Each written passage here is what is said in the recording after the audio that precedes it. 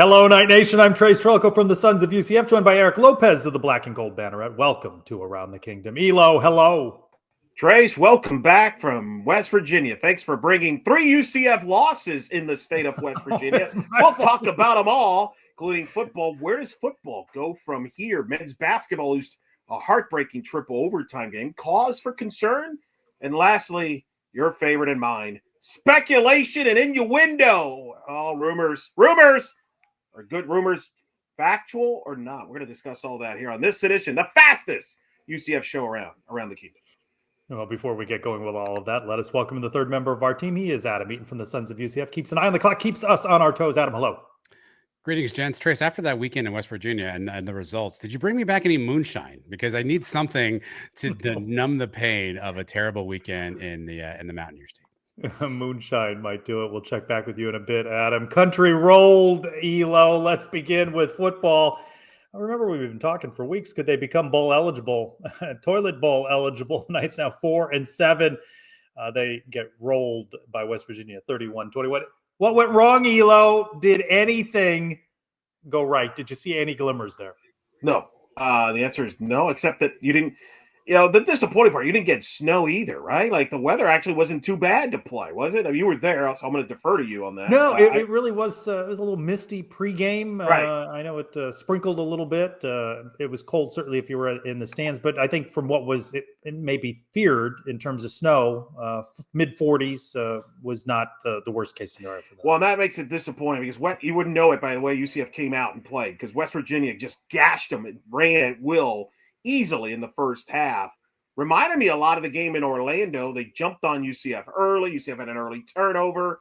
West Virginia scores a touchdown. Does this sound familiar, Trace? UCF gave up a late score right before the half, and you just dug yourself a hole that wasn't going to matter. And I never felt they were in the game at all. And just a frustrating game. What, 8 penalties, Trace? I mean, yeah, it's just 8 penalties. You talk about the score right before the half. How about West Virginia scored to open the second half, and suddenly that's 14-point swing. And the Knights under head coach Gus Malzahn, not great coming out of a bye week. So cautionary tale for 2025 should head coach Gus Malzahn be in control of the program. When you see that bye week, don't go, they've got time to prepare for that opponent, because that hasn't worked out for the Knights. Yeah, I'm struggling to think of positives, except the weather was better than expected. But like Dylan was uneven. RJ Harvey was a positive. Yeah, but a lot of those numbers didn't matter. The game was over. We'll get to him later. But that's it. That's all we got. It was RJ play. I mean, it's just frustrating. Another just disappointing double-digit loss on the road and takes you out officially from bowl consideration unless things happen and you're one of those smart schools that can get in at 5-7. Are you projecting us to get in at 5-7, Trace? No, and that should be rejected by athletics director Terry Mahadra. That should be a definitive no. A 5-7 should not. Well, if that's the case, this will be the first time ever UCF will not been to a bowl game since 2015. We know that year very well. Are you heartbroken? You disappointed? Doesn't matter if the UCF bowl streaks come to an end here, Trace. How you feeling? Yeah, I know you didn't think there was much value in a bowl game at 6-6. And through the years you've been talking about this. How much did the extra practices really matter? I mean, they had bowl practices last year. Tell me how the practices last year in the Gasparilla helped out this year. Help develop the young. Oh, yeah, that's a sore subject. I would say it's still better to be in a bowl game than to have a 4-7 record, though I think there are too many bowls, and I don't even think 6-6 teams should be in bowls. I don't think you should finish with a losing record. So I think it's just one more example for UCF fans of what they see is the program in decline under Gus Malzahn. Now that bowl appearance streak is snapped. My only thing is, so if this team would have gotten to 6-6 again this year, do you think people would have felt better? Oh, hey, we made a bowl. We're good. No, of course not. And in this era now where we're going with 12-team playoffs, I really do think the majority of college football fans, not just UCF, but football fans, is the attitude is playoff or bust. And boy, we definitely were on the ladder this year, Grace. Well, Elo, now the Knights back-to-back losing seasons under head coach Gus Malzahn, a trajectory downward, especially now in the second year in the Big 12. A lot of smoke. He was asked by Chris Boyle, Daytona Beach News Journal, post-game about those rumors, published reports even of possible retirement. He batted that down, but it continues to be talked about. Do you feel there's any substance in this? Will Gus Malzahn be back in 2025? Unless somebody's got a $12 million check or more, that's what the buyout's going to be for Gus Malzahn. He's going to be here next year. I'm wrong. Unless I'm wrong, Trace, you know more people than I do. UCF doesn't have the deep pockets, supposedly, to get that much money. Well, you won't get off your wallet, Elo. Well, you that's could be true. the difference. I'm a little, I don't travel as much as you do, so I'm just saying you seem to have a little more going for you. But look, it's understandable with this year. I think you get a sense, don't you get a sense, Trace, that everybody's just frustrated and ticked off? Frustrated and ticked off. You can make the case this is the most disappointing season since 2011. Some people might say all time, but I'm going to say 2011 was more disappointing considering what they brought back from the Liberty Bowl team. But this is, I think he's back. I don't see the rumors have been weird though. Some people might try to maybe push him out and start those rumors. Who knows? Yeah, 15. You said 11. Let's not forget 2015. What expectations did we have in 15 though? I mean, you didn't have expectations of 0-12. I mean, you still had some substance in 2014. But I remember 15. We knew there was questions on the roster. We just gave the staff, well, they'll figure it out, which they didn't. Like this one, it hurts in many, many categories. So, all right. So I don't think Gus is leaving any particular way, financial reasons, etc. Trace, what's the case for Gus staying, which I think he will? What's the positives of that? Is there positives there? I think that we have to remember the teams that transition, as UCF has, Houston, Cincinnati, making that jump they did from the American to the Big 12. We saw it with TCU when they made their jump, that there are going to be some struggles. And I think the struggles in some other sports, volleyball, soccer, they've proven that the depth that you need to compete at that higher level, and that there's patience needed to allow that transition. I think that would be Gus's selling point. I think there's been some decline in, some exodus in that recruiting class. We're going to find out soon enough, with early signing day coming up just Wednesday, December 4th, right? What they can make of this class. But I guess there is an argument that there is going to be a transition, that he is a bridge to the future, that he won't be the long haul, but he can get you built better as a program. And prior to the debacle that has been this season, you saw some evidence of that. Well, the other thing, Trace, if we did this show, Around the Kingdom existed during the O'Leary era, we had fired George every other year, like after a 4 and 8 years, maybe. I mean, I feel like we would have. I feel like we would have. A lot of people would have done that, and he figured it out. Even though maybe you didn't have you were confident that he would figure it out. He figured it out. So maybe he figures it out. Maybe he learns from it. Maybe he's humbled. This has to humble him, doesn't it? But that's what we heard a year ago, Elo. And he made changes, and they didn't pay off. And now, perhaps not the same wallet that allows him to dip into the transfer portal. But how much of this is the 2-minute segment on the case for Gus? Yeah, you're making a great case, Trace. Okay, you're not following the script here as far as how the topics. I didn't even make. I'm saying continuity, that bridge in the transition to the Big 12. And remember this: if he gets a quarterback, whether it's on this roster right now or elsewhere, I think they have a better season this year, and they might have it next year, and they can hide the other deals. It's not like they're Florida State where they're getting blown out every week. I think there's some gap there. That being said, that's the best case we have. Well, and I think, but you have a different case. For the people on the Miami bandwagon, you're one miss in that portal and getting that quarterback right or wrong, and it can determine the course of your season. So just as soon UCF can turn things around if they settle in on the right quarterback. But now the case against Gus Malzahn, it's 2 minutes on the clock. Only is that the quarterback decisions did not work this year. Developing players has been inconsistent, and certainly failures out of the portal. How much is the responsibility of head coach Gus Malzahn on the misses in the portal, the development, and watching but look like good quarterbacks go play at other programs. Will they get it right with Dylan Risk, EJ Colson, or are they going to go behind door number 2 for another name in the portal? All fair questions. I think the case for him not to be the head coach next year is that you're going to probably start in a clean slate with this roster next year, one way or the other, right? No matter who the head coach is, you're going to have a completely different roster. Odds are very young. So if you're going to make the move, usually that would be the time to make a move. Maybe you bring in another coach to build that program up. If you didn't, if usually you keep the coach if you have a nucleus. And so the question is, do you feel there's a nucleus there next year and that Gus can build on that? I don't, no. Some would say no. So if you don't believe that's the case, then yeah, this is the time to go on that. And again, you just wonder, how do you fix this quickly? If you're with Gus at the helm, how many new staff members are you going to hire?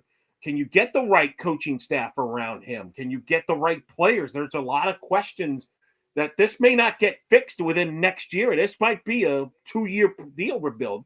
If Gus is building this up, who knows? It's a tough situation. And I don't think it's wrong that he sold the fan base on hope. And I think he believed what he was saying. But I think now it's created a breach of trust with the fan base that I don't know, other than winning, right? And sustained winning. I think a rebound season 2025 isn't going to win back the fan base, Elo. So I think that erosion of trust is also a case against Gus Malzahn. But hey, prepare yourselves. Rumors are out there one way and another, but we're going to know soon enough. And they play Friday against Utah, and that early signing day comes just a few days after that. Well, the person that's going to make ultimately that decision is Athletic Director Terry Mohajir. We have not heard from Terry Mohajir. Trace, do you want to hear from Terry Mohajir? And what do you want to hear? I think that the adage, and there's a famed lawyer by the name of Lanny Davis who's written a book on crisis communication, and he talks about tell it early, tell it all, and tell it yourself. I think Terry Mohajir should schedule a press conference and should stand at that podium for as long as there are questions being thrown his way about everything. His decision-making involving Coach Malzahn, the state of the program, facility upgrades, the dollars, explain Kingdom, explain the House settlement, explain it all. I think he's going on in safe spaces on the radio program with Mark Daniels and the podcast. And, does some interviews, some Q&A about facilities and the like with Matt Michelle. But I don't think he's fully opened up to the media. And I think it looks defensive. And I question who reports to whom here. Does Terry report to Gus, or is it the other way around? And I think that the erosion of trust, they're linked together. They came in together. And maybe they go out together in some way, Elo. What's Terry Mohajir's contract, and where's Dr. Cartwright in this and the future of UCF athletics? What kind of program does he want? Because, athletics is that front door to the university. I always knew where Dr. Hitt stood, and that doesn't mean he didn't make mistakes, but I don't know where Cartwright stands with Terry Mohajir, and I don't really understand where Terry Mohajir stands with a lot of issues. But isn't it okay if he waits till Friday, or after the Friday game, Saturday, Sunday, maybe let the season complete, then you come out? Is that a big deal? Does it have to be now? I don't know if it has to be now. I think it could be after the Utah. Well, the recruiting class has tumbled. They're going to have to do a lot of work there to rebound before early signing day. And I know those sort of statements that come out from an athletic director. I believe in the guy, and then the guy's gone. But no, that's the thing. If he says something, you guys are going to ridicule it. He's been pretty quiet. He's been pretty quiet. But if he comes out with something, you're going to ridicule it. He says, he's my guy. You're going to ridicule it. I have a better idea than the press conference. Ready for this? Yeah. I think Trace should go to UCF people and say, listen, reach out to Trace Trylko. Tell him that I will go on around the kingdom. Tell him to get rid of his slapstick sidekick co-host there. And I will be the co-host with him for a full Around the Kingdom episode. And we'll tackle all the topics in the Around the Kingdom format. Huh? What do you think? I don't think Terry Mohajir could answer questions in 1 minute. I don't either. In fairness, it'll fit right in. I don't fit. It'd be a longer show than 30 minutes. All right, Elo, let me ask you this. It's a football question, but it could relate to almost any job in athletics. Is UCF a good job for another coach when you don't have the facilities that compare to the other Big 12 schools in a lot of cases? And you don't have the budget. You don't have the Kingdom-type NIL budget that you have in other places. Is it a good job? Is it still a coveted job in the Big 12 and in the Power 4? It is because it's a power 4 job. You just mentioned it. And that's always what the ultimate goal is for a lot of coaches. And in football, you're still in Florida, in the middle of a rich state, I've been told by a lot of people, even though many teams in this state don't seem to prove that because they stink, like Florida State, UCF, etc. But I do think it's still an attractive job. Is it a great job? No, I think some people maybe overrate the job, but I do think it's a good job. Like I would rather have the job at UCF than have a job at, for example, Rutgers. Okay, I can get talent here, even if my resources aren't as good as, say, in Alabama and Georgia. But yes, absolutely, especially for a coach up and coming. Which school's having a better season? But I digress. Time to bring back Adam and our silly game. I wasn't ready for the Rutgers slander, but I hope you're ready to learn more about the Cure Bowl, December 20th, Camping World Stadium. Listen, UCF friends, we're not going to a bowl game, but you still can go to a bowl game right here in your backyard. Camping World Stadium, beautiful Nice segue, downtown Adam. Orlando. So many things that you can do down there. It's going to be a great matchup. You're going to enjoy the game.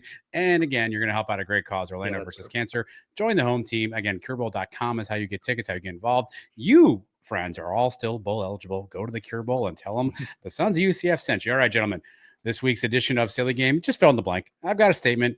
You fill in the blank with the word or words that you want to complete said statement. Elo, I'll start the first one with you. UCF basketball playing in a hotel conference room is blank.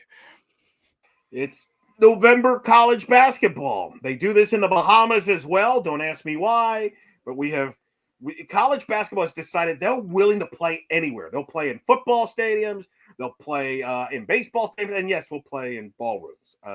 It's November basketball. It's quaint, Adam. Where else can you find a governor and his dog on a sofa in a ballroom? Hey, I miss when the basketball games were on the naval ships. That became a bit of an issue, but that was always a spectacular backdrop. I don't have a problem with it. Look at what you saw from the Maui Classic. That gym was going crazy, and that was a small venue, so I'm fine with it. The keyword there was gym. All right, next one, Trace. I'll start this one with you. The defensive MVP of this football team is blank. Well, a couple of weeks it was Deshaun Pace. Lee Hunter. I think Lee Hunter's been consistent. I'm going to go Lee Hunter. I got Dotson. I think he's been dominant. He's come on strong. He's been fantastic, and I think has really raised the level there in that defensive front there. He's made some big plays, helped them in some actual wins. I would go with him. All right, a theme question for the Thanksgiving week here. Thinking about all the sports in 2024. So I know you all cover and watch a ton of sports. For all the sports in 2024, Elo, the player you are most thankful to have covered in 2024 is blank. Wow.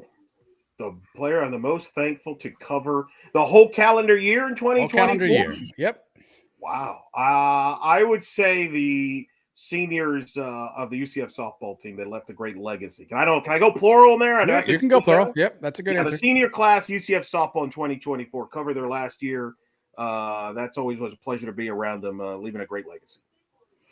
I think as we will recognize the seniors during the football game on Friday, I think RJ Harvey, I think we saw a special talent, a Mount Rushmore player for UCF and always a stand-up guy.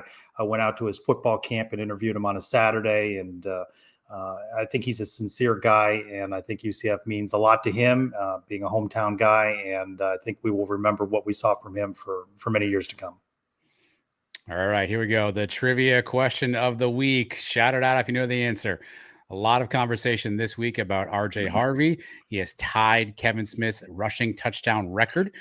Presumably he could break it this Friday. We'll see. So they are obviously tied 1-2, if you will, in rushing touchdown history. Gentlemen, who is third on the list? Who is behind RJ Harvey and Kevin Smith all-time rushing touchdowns? Rushing touchdowns. I should know this with all the talk, but I've been focused on RJ Harvey and Kevin Smith. I'm going to guess Alex Haynes. I'd love that to be correct. It is not. Darn. I just want to give him a shout out. Marquette Smith. Also incorrect. No, that's 2 years. Correct answer is Willie English, 38. Hall of Famer. Yeah. 38. Willie English.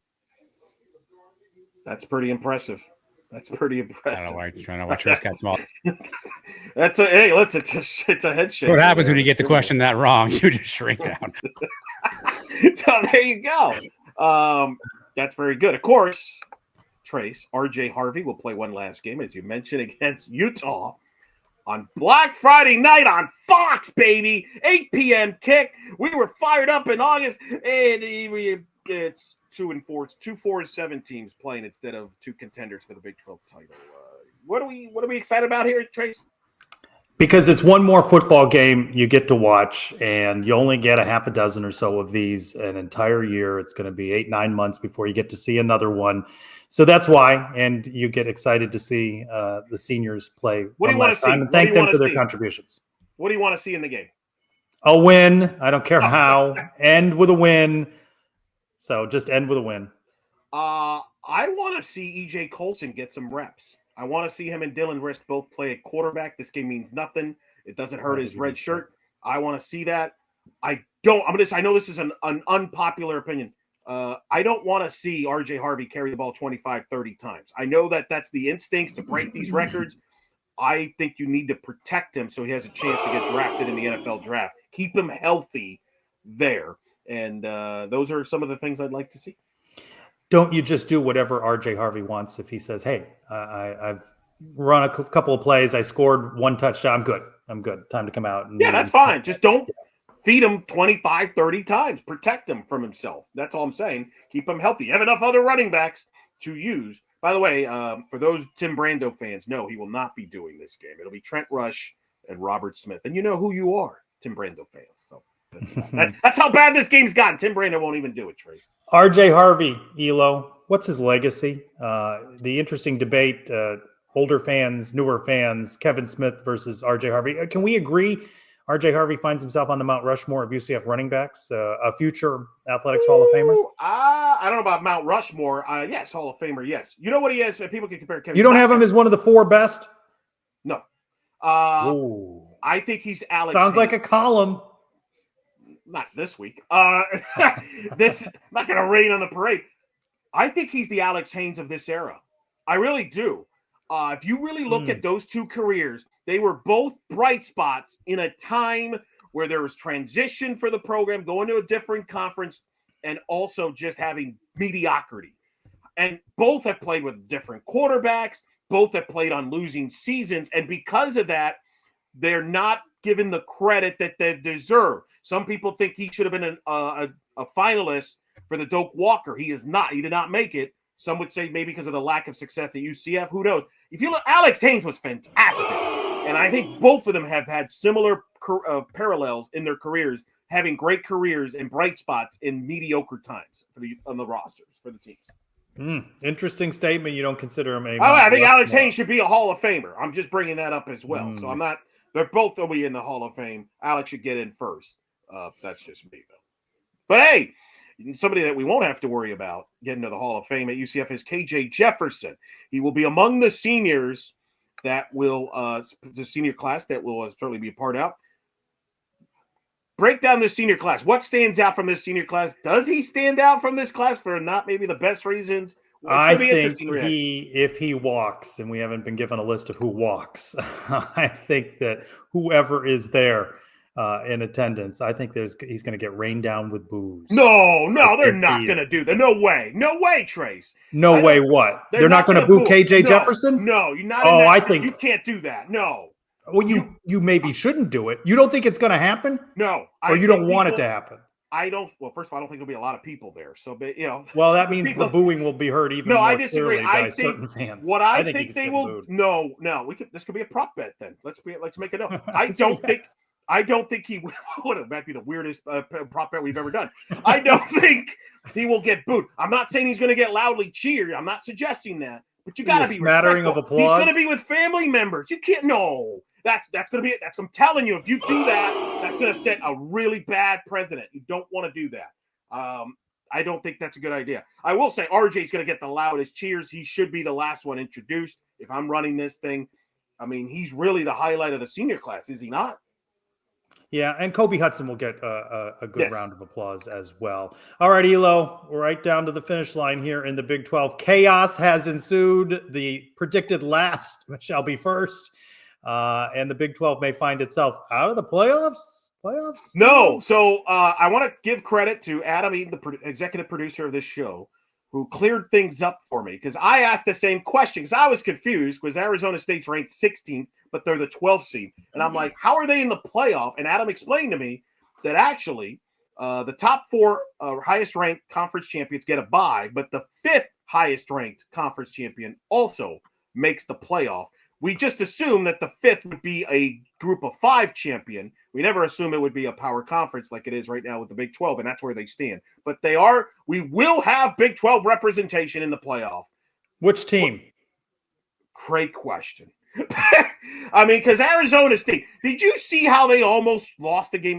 Kenny Dillingham, as much, everybody thinks that just because you have winning records, you're a smart coach. Kenny Dillingham did one of the dumbest things I've ever seen a head football coach do ever before. He's up 5, has the ball, under a minute to go. BYU uses the last timeout, and he, instead of just go ahead and trying to score to go up 2 scores and put a wrap in the game, he's making his players go backwards to try to run out the clock, except it backfired because it only left 1 second in the clock. The crowd stormed. It was one of the dumbest things I've ever seen. I was rooting for BYU to hit the Hail Mary just so he would get crushed by the media. It was embarrassing, a joke. So that alone should ban him from being Big 12 Coach of the Year. Absolutely. That being said, I would assume they'll beat Arizona on the road, but I think they will hold on, and they'll be in the Big 12 title game against Iowa. I guess based on the percentages, it seems the most likely scenario is Iowa State and Arizona State. So I guess I'll go with that, but it's a crapshoot, Trace. It's interesting. All right, you mentioned it off the top. Bad in West Virginia, though, right, Elo, all weekend for the Knights. Yeah, 3 losses, Trace. 3 losses, men's basketball. Holy macro. You can't blow a 20-point lead in the second half, Elo. You got to get out of there with a win over LSU. It's just as simple as that. They got outclassed in the loss to number 19 Wisconsin, but when you're up 20, you got to close out. And what a difference it would have made with a 1-1 split in the Greenbrier. I am convinced that the state of West Virginia is to UCF in the Big 12 era what Tulsa was to UCF in the American. I think it doesn't matter what sport it is. If we're playing in the state of West Virginia, we are screwed. Ask men's soccer, who got eliminated this year in the state of West Virginia. Here's my concern with men's basketball. Defense. When have we said that about a Johnny Dawkins team, Trace? They're giving up over 80 points a game now after the LSU game. They're in the 300s ranked defensively. That's not going to cut it in the Big 12, Elo. 100%.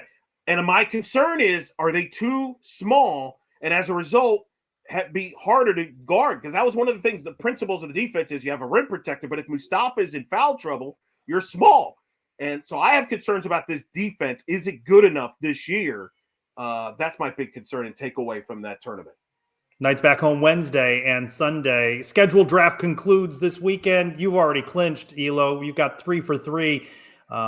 Adam with the pick of, hey, props to UCF. us. Props to me and Adam.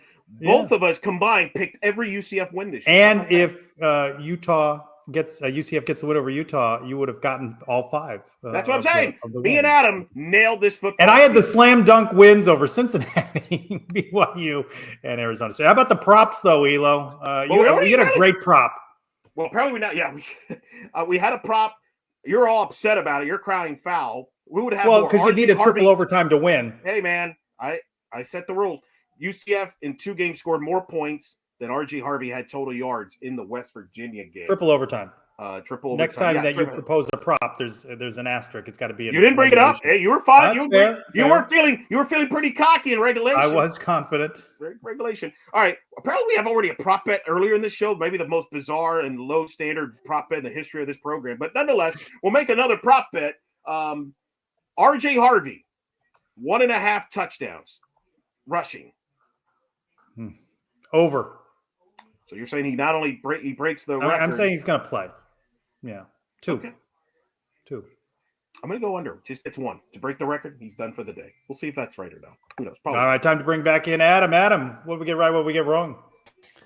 All right, gents, here's what I got for you. You guys are talking about good things against West Virginia. I may submit to you X-Ray Alexander, who had 17 tackles against West Virginia.